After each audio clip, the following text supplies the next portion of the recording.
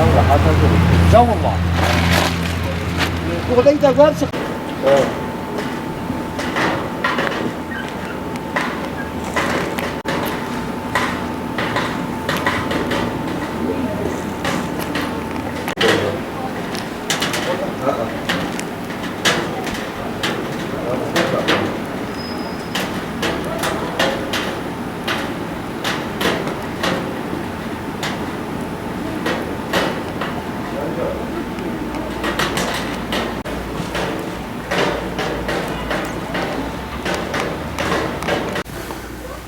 Görüyorsan bak, hep döküldüler. İşte bu. Yani 2-3 yıldır biz bu haldayız.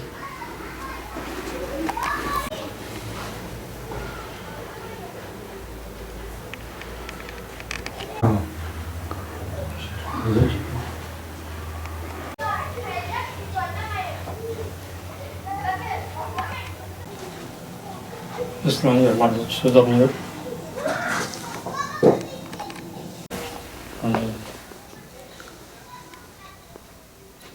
Öyle tükürüyor işte abi. Biz 2016'da bu evini çıkardı malzemeleri, boşalttık evini. Dedi yıkılacaklar, yıkamadılar. Dedi gelecek sene yapılacaklar.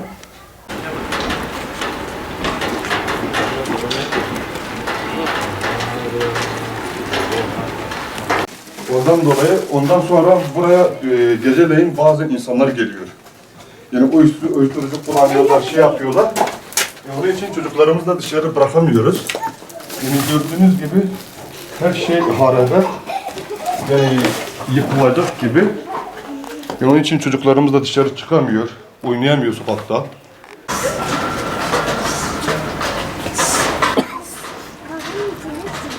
Kişi sonra gibi çocuk ufak واحد يعني.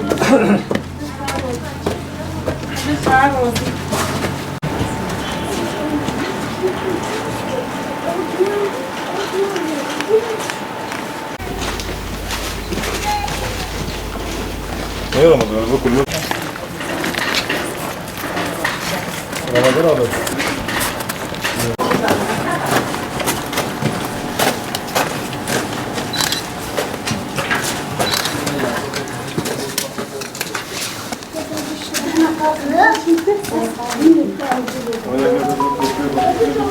انت واقف شيء يا محل.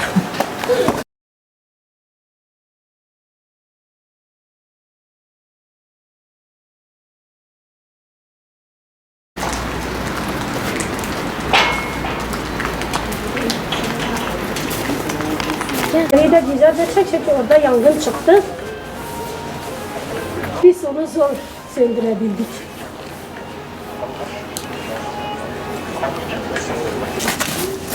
Gelin.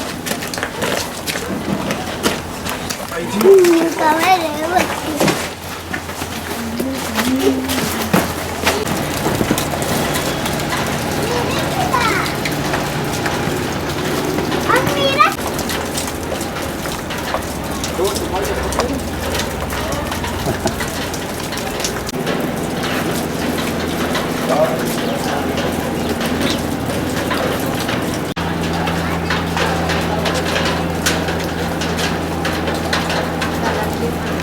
Şu anda bizim mahallemizde durumunu biliyorsanız, görüyorsanız yollarımız hiçbir araba mahallemize girmiyor. Eşyaları taşımak zor. Biz bu mahalleyi boşalttık dedi yıkılacaklar, yıkmadılar. Dedi gelecek sene yıkılacaklar. Tekrar biz eşyaları taşıdı evine. Şimdiye kadar böyle bekliyoruz. Dedi bu yer gelecek sene yıkılacaklar, yıkılmıyorlar. Biz bir çaresini bulmak istiyoruz. Bize bir yol getirse yani biz bu böyle dayanamıyoruz yani. Bu evde korkuyoruz ben. Böyle şeyler düşüyor mesela. Ha? Her an yıkabilir. Yani He. öyle de çekmiş. Evet, siz gördük yani. Siz fotoğrafını çektiniz, gördünüz. Geçen sene aynı o odadaydı. Yıktılar yani düştü. İnan ki zorla şeyleri canını kurtuldu. Eğer biz o kadar ise Allah korusun gölge ölecek. Bu yıkık dökük evler yüzünden ailemiz bizim oyun oynamamıza izin vermiyor. Yani herhangi bir ev yıkılır, başınıza bir şey gelir diye korktukları için bizi dışarı göndermiyorlar.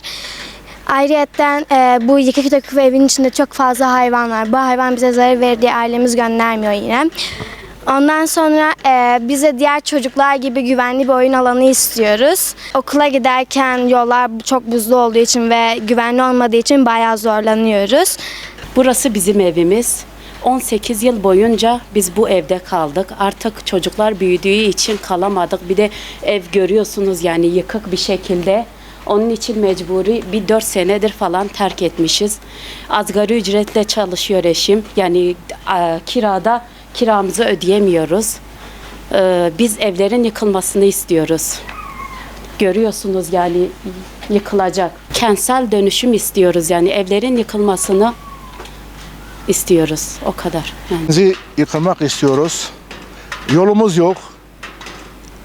Hastamız oluyor. Biz götüremiyoruz. Bir battaniye sarıp götürüyor yola. Hastamız oluyor. Hemşire getiriyoruz. Vallahi iğne vuruyor. Yolumuz bir an evvel yapsınlar. Burayı yıksınlar. Ha bir senedir, ha 2 senedir yapacaklar. Yapmıyorlar. 10 senedir bu işkenceyi çekiyoruz yasaktan beri. Çöpümüzü bile yukarı çıkartamıyoruz. Bir eşya getiriyoruz, biz parayla getiriyoruz. Bir torba un getiremiyoruz. Yol yok.